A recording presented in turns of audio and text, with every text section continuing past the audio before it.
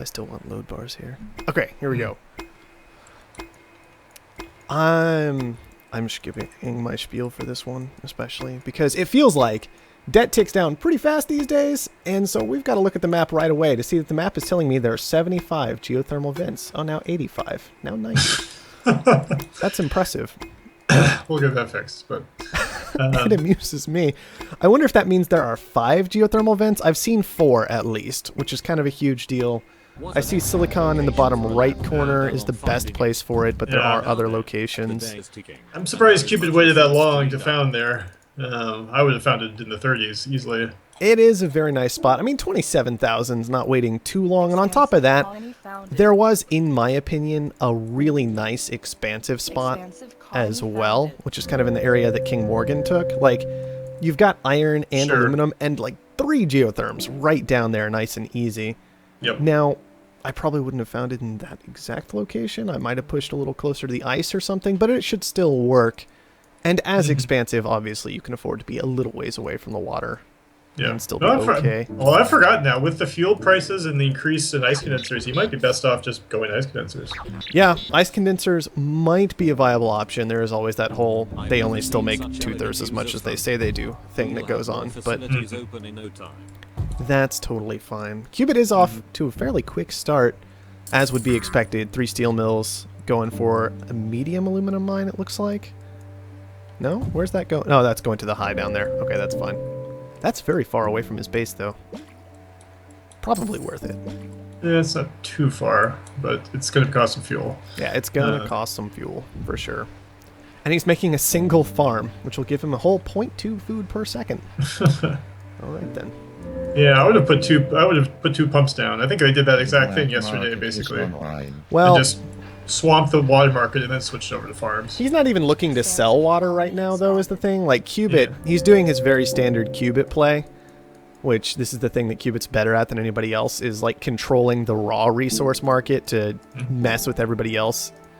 Yep. And so he's bought up a large amount of water, and he was mostly just holding on to it the best that he can.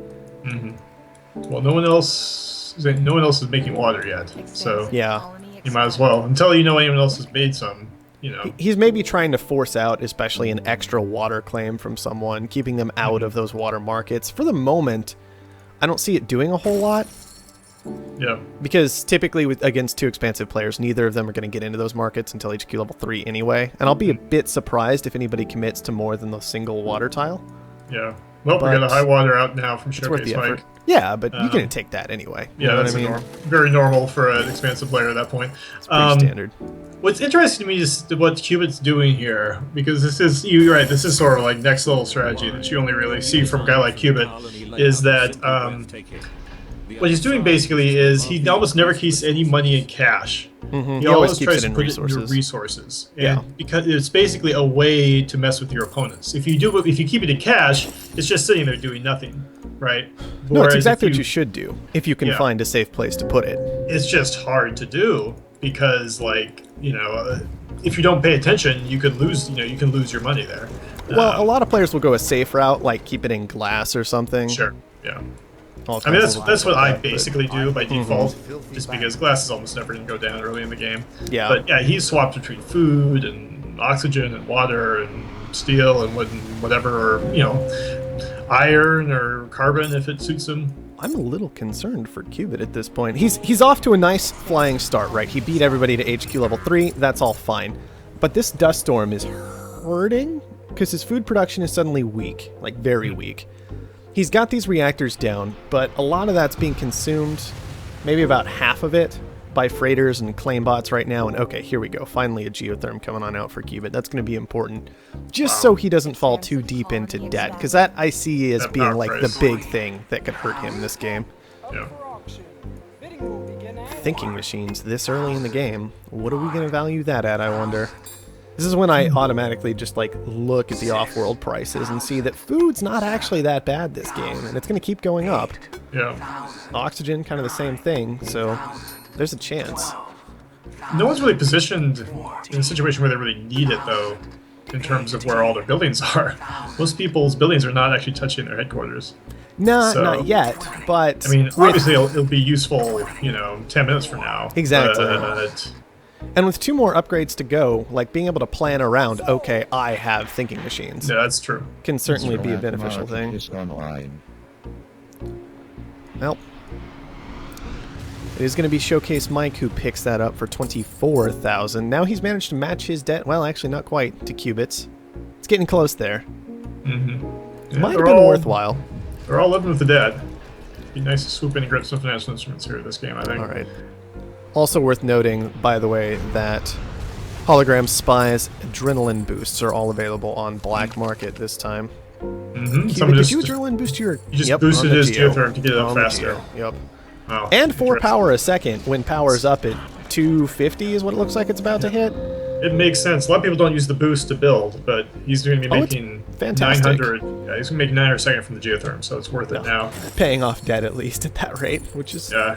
certainly a good thing. I mean, it'll help him stabilize. I think it was well worth the $2,000 that he spent on it just for that.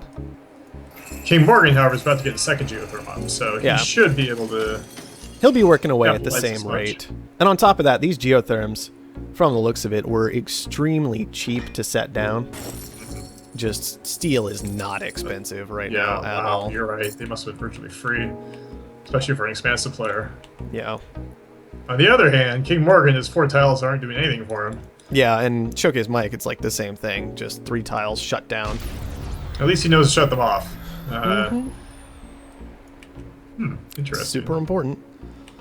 Trying to hit the wind turbines. And I guess iron that's- is still valuable, so... Yeah, at least good they on have Mike that for going for protecting that central Scientific turbine. colony expanded. Yeah, that is going to be useful for him. The wind turbines themselves are kind of interesting to see. We can also see that he's already picked up a high carbon tile for himself this early in the game, which is interesting. It's not bad necessarily, but it is a bit early. That tile is not going to be making a whole lot of money. It is an unusual mixture of resources for where you're normally at level 3 for expansive, but on the other hand, with steel being so cheap, it hasn't hurt him so far. Yeah, I'm a little concerned about these solar panels. On the other hand, the solar flare might help out, but he's still not making any money off of them, right? That's my big concern. He's got 50,000 debt to pay off. Those aren't going to make money, is realistically what it comes down to, Yeah, and I'm he's losing really too much concerned. food.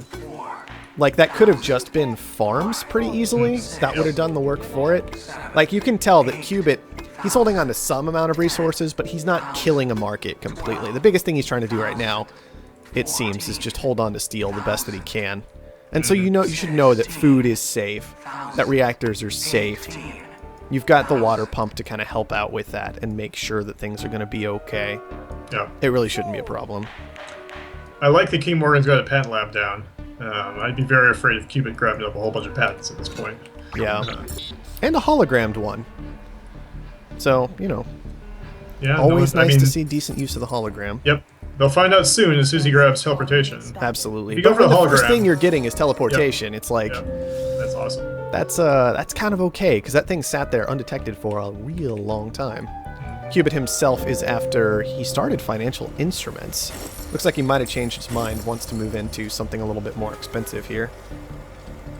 Slant drilling is what he's elected for. I can understand that. It's an interesting decision. I guess he's gonna.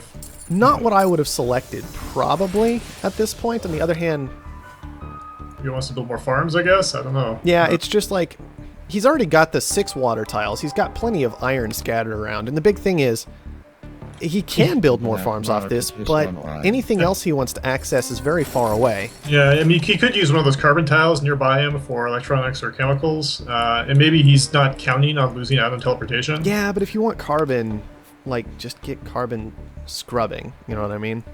Right. It's like... Yep. Yeah, slant drilling, you need a very specific reason for it. I'm wondering what he's going to do. Like, it's Cubit, so I'll give him the benefit of the doubt. Like, maybe he has a plan. But I'm curious what it's going to end up being. Cubit also right now driving up that food price, which I like. Did he pick it up before teleportation disappeared? Yeah, he did start start it. it? Like, it was right around that time. I'm not sure exactly which one went down first because I can't scroll through chat anymore. Ha ha ha. But it was around that time. He easily could have canceled and transitioned without it being a huge problem. Is the one thing I am noticing, if you look around the map, I don't see any even pairs of carbon tiles. So, but again, like you said, just get carbon stripping. So, I don't know. Superconductor for Kingmorgan. That could be useful. I mean, he's got one geotherm that could easily make use of that later in the game. I am a bit worried about the fact that Kingmorgan is stuck back at HQ level 3. He's been frozen out of his farms for a very long time. In particular, things are looking a bit awkward for him. Apparently, he has decided he is done with that patent office, though. Interesting. Moving back into an electrolysis reactor. Maybe he just doesn't think he has the cash to keep it up. Never got to HQ level 3. Certainly understandable. That's rough. That's a lot of money you put into that patent lab and the hologram. So this is a nice auction right here to pick up. It's he's switching super to, amazing with only 3 people. But... Sure, he's switching to an upgrade lab. So maybe he's trying to like take advantage of that. He's switching to a reactor. Oh, is he? Oh, I'm sorry. It's hologram to look like an upgrade lab. Yeah. Yeah, Kingmorgan is on 1 this time. Showcasemike on 2. Cubit on 3.